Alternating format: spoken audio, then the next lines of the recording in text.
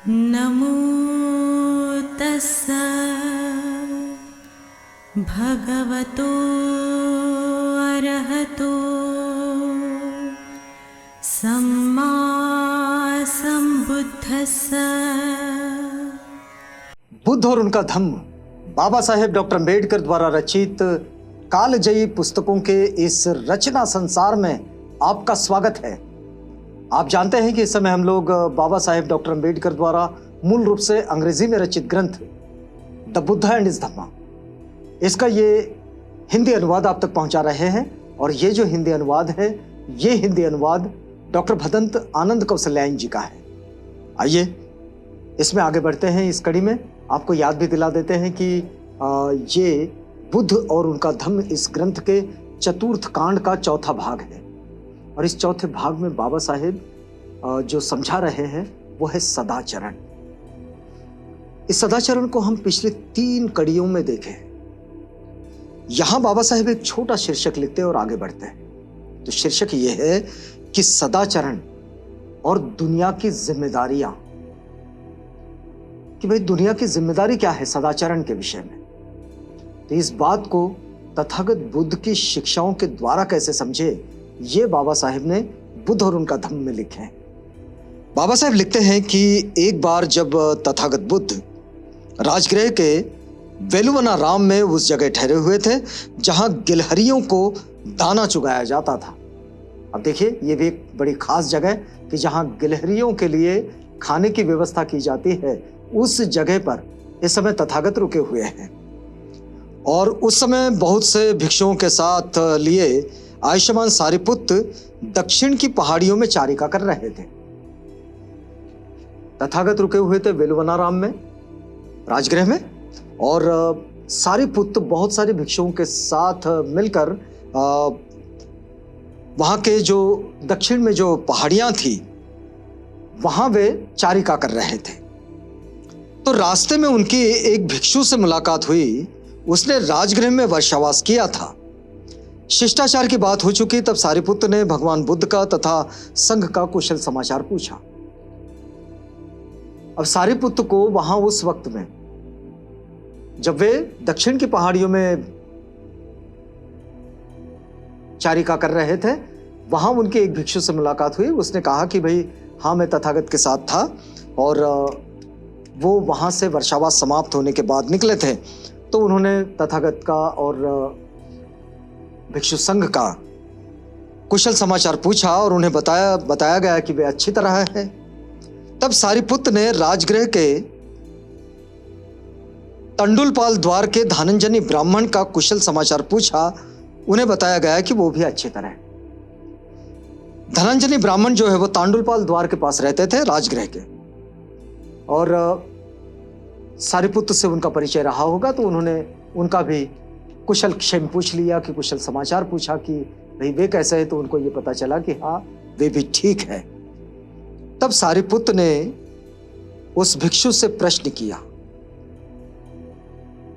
जब धनंजनी ब्राह्मण के विषय में उन्होंने पूछा कि वे ठीक है, तो भिक्षु ने कहा कि हाँ ठीक है। तो तब उन्होंने उनसे एक प्रश्न किया। देखिए, अब सारिपुत्र ने भिक्षु से पूछा है,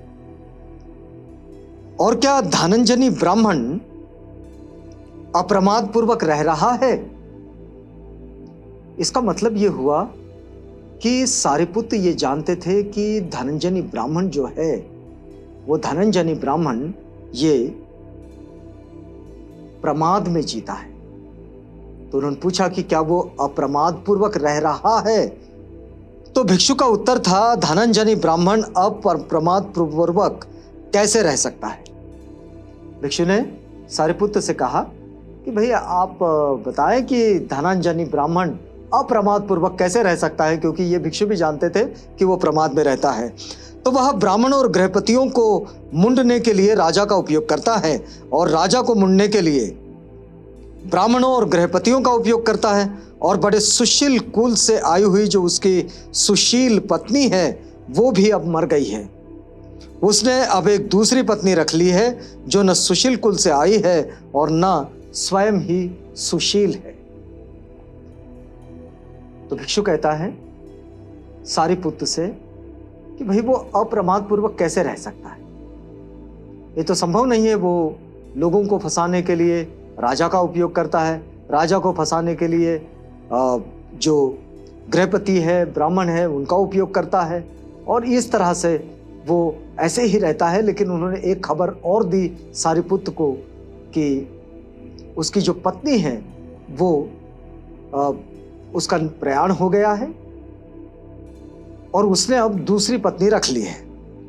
तो सारिपुत्र बोले, धनंजय के प्रमाद के बारे में यह तो सचमुच बुरा समाचार है, बहुत बुरा समाचार जो इस समय सुनने को मिला। शायद कहीं कभी उससे भेंट हो तो मैं उससे बातचीत करना पसंद करूंगा। सामान्य रूप से जब हम लोग किसी से बातचीत करते हैं, अपने कोई परिचित है, तो और ये ऐसा बुरा समाचार अगर सुनने को मिले, दुखद समाचार सुनने को मिले, तो हम लोग जो कहते हैं, वैसे ही सारिपुत्र ने उनसे कहा कि भाई कभी भेंट होगी तो उनसे बातचीत करूंगा। दक्षिण की पहाड़ियों में यथेच्छ रह चुकने के बाद सारिपुत्र चारिका करते हुए राजगृह आए और वेलुवनाराम में उन्होंने निवास किया। दक्षिण से फिर चारिका करते हुए वापिस आए राजगृह में। दूसरे दिन प्रातःकाल चिवर पहना, पात्र हाथ में लिया और सारिपुत्र भिक्षाटन के लिए नगर में गए, क्योंकि उनके मन में धनंजय ब्राह्मण तो था। वह ऐसे समय गए जब धनंजय ब्राह्मण नगर से बाहर अपने गौओं का दुहा जाना देख रहा था। तो भिक्षाटन के बाद भिक्षा ग्रहण कर चुकने पर सारिपुत्र ने उस धनंजय ब्राह्मण को ढूंढ लिया और सारिपुत्र को आता देख ब्राह्मण उन्हें मिलने के लिए आया और आते ही पहले दूध पीने का निमंत्रण दिया। जब उसके पास आया तो सबसे पहले उसको निमंत्रण दिया दूध पीने का। धनंजय ब्राह्मण ने सारिपुत्र को यह निमंत्रण दिया है। तो सारिपुत्र कहते हैं कि ब्राह्मण, नहीं, आज का भोजन मैं समाप्त कर चुका हूं। अब मध्याह्न के समय एक वृक्ष की छाया के नीचे विश्राम करूंगा, मुझे मिलने के लिए वहीं आना। धनंजय ब्राह्मण से वे कहते हैं कि अभी तो मेरा भोजन पूरा हो चुका है, ये भिक्षुओं की विशेषता है और ये सबके लिए एक आचरण का भी हिस्सा है कि भोजन पूरा हो चुकने के बाद फिर कुछ खाना ये ठीक नहीं, ये स्वास्थ्य के लिए हानिकारक भी होता है। कई बार इससे फूड पॉइजनिंग का खतरा बढ़ जाता है। तो सारिपुत्र ने उनसे कहा कि भाई मेरा भोजन तो हो चुका है, मैं अभी किसी वृक्ष के नीचे आराम करूंगा, तुम अगर मिलना चाहोगे तो वहीं मिलने चले आना। तो धनंजय ब्राह्मण ने यह बात स्वीकार की और अपना खाना खा चुकने के बाद सारिपुत्र के पास आया और अभिवादन कर बैठ गया। तब सारिपुत्र ने ही बातचीत आरंभ की और पूछा कि धनंजय, क्या मैं विश्वास करूं कि तुम पहले जैसे ही अप्रमादी तथा सदाचरण की चिंता करने वाले हो? ये प्रश्न सारिपुत्र धनंजय से पूछते हैं। तो कहता है कि यह कैसे हो सकता है जब अपने खाने पीने की चिंता करने के अतिरिक्त तो मुझे अपने माता पिता का पालन करना पड़ता है। धनंजय कहता है कि मेरे अपने स्वयं के खाने पीने की चिंता के साथ मेरे सामने ये भी तो एक बड़ा सवाल है कि मैं अपने माता पिता के पालन पोषण की चिंता करूं और उनका पालन पोषण करूं। अपनी पत्नी और परिवार का पोषण करना पड़ता है, अपने दासों और नौकर चाकरों को खाना देना पड़ता है, अपने परिचितों, मित्रों, रिश्तेदारों और अतिथियों का आतिथ्य भी करना पड़ता है, अपने मृत पितरों का श्राद्ध भी करना पड़ता है, देवताओं को भी बलि देनी पड़ती है और राजा को भी कर चुकाना पड़ता है। तो मैं अच्छा कैसे रह सकता हूं? तो अपने सदाचरण की चिंता करने वाला कैसे हो सकता हूं? तो सारिपुत्र कहते हैं, धनंजय, तुम क्या सोचते हो? सारिपुत्र का फिर एक सवाल है, धनंजय, तुम क्या सोचते हो? मान लो कि एक आदमी ने अपने माता पिता के कारण न्याय और औचित्य का मार्ग छोड़ दिया है और अब वो पकड़ा जा रहा है। एक व्यक्ति जिसने अपने माता पिता के कारण न्याय का रास्ता छोड़ दिया, औचित्य का जो मार्ग है उसको छोड़ दिया और अब वो पकड़ा जा रहा है, तो क्या इससे उसे कोई लाभ होगा? यदि वो कहे कि उसने अपने माता पिता के लिए न्याय और औचित्य के पथ का त्याग कर दिया और इसलिए उसे न पकड़ा जाए। सामान्य सा प्रश्न सारिपुत्र धनंजय से पूछते हैं कि धनंजय, क्या ये बताओ कि तुम अगर किसी से ये कह दो कि भाई मुझे अपने माता पिता का पालन पोषण करना है और उन पर ध्यान देना है, इसलिए तुमने न्याय का मार्ग छोड़ दिया है। उचित मार्ग जो है उसको छोड़ दिया है, मतलब औचित्य का जो मार्ग है उसे तुमने छोड़ दिया है। और फिर तुम जो गलत कर रहे हो उसके लिए तुम्हें पकड़ा न जाए, ये तुम सोचते हो, तो क्या ये ठीक है? तो धनंजय कहता है नहीं। सब प्रार्थनाओं के बावजूद जेलर उसे जेल में डाल देगा, क्या उसे कोई लाभ होगा? सारिपुत्र पूछते हैं, क्या उसे कोई लाभ होगा? यदि वो स्वयं कहे अथवा उसकी पत्नी और परिवार के सदस्य कहें कि उसने उनकी खातिर न्याय और औचित्य के पथ को त्याग दिया है। अगर मान लीजिए कि वो स्वयं न कहें, लेकिन उसकी पत्नी कहें, उसके बच्चे कहें कि भाई इन्होंने हमारे कारण न्याय का मार्ग, जो उचित मार्ग है, उसको त्याग दिया है, उससे दूर चले गए, तो क्या इस बात को ठीक माना जाएगा? तो कहता है नहीं। क्या इससे उसे कोई लाभ होगा? सारिपुत्र पूछते हैं, क्या इससे उसे कोई लाभ होगा? मतलब दुराचारी बन जाने से? यदि उसके दास या उसके नौकर चाकर उसकी वकालत करें,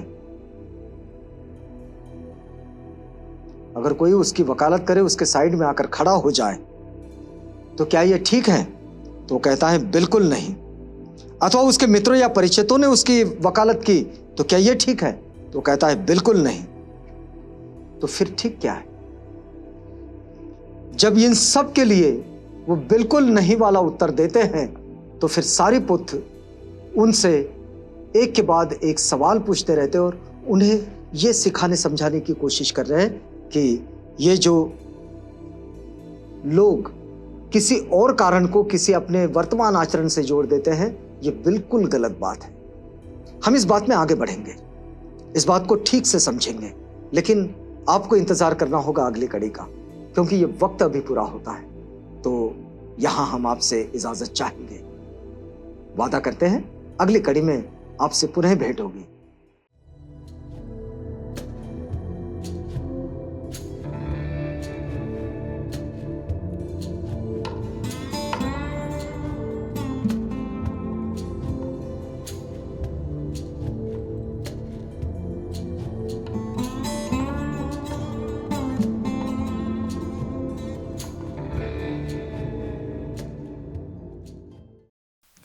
बुद्ध और उनका धम्म।